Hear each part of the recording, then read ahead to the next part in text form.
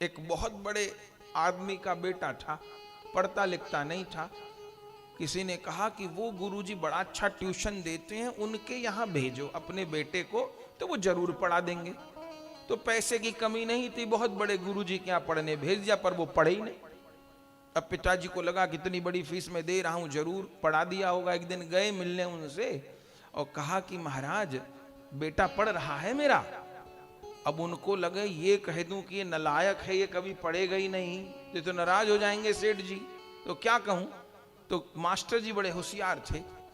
सेठ जी ने पूछा कि बच्चे में कोई कमी तो नहीं। अब उनको भी बड़ा अभिमान था मूर्ख पे कि बड़ा लायक होगा ये। तो मास्टर जी से पूछा कि बच्चे में कोई कमी तो नहीं। मास्टर जी बड़े समझदार थे, उन्होंने कहा सेठ जी आपके बालक में कोई कमी नहीं, 98 गुण हैं बस आपके बालक में, बस 2 कमी है। उन्होंने कहा चलो 100 में से 98 गुण तो हैं, 2 ही तो कमी है, बता दो मास्टर जी क्या कमी है। बोले पहली कमी तो ये है कि इसमें अपनी समझ नहीं है, और दूसरी ये है कि ये दूसरे की समझता नहीं, बाकी इसमें गुण ही गुण है।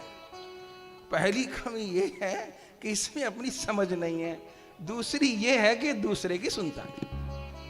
तो इसके अलावा बचा ही क्या फिर कि अपनी समझ नहीं और दूसरे समझना नहीं।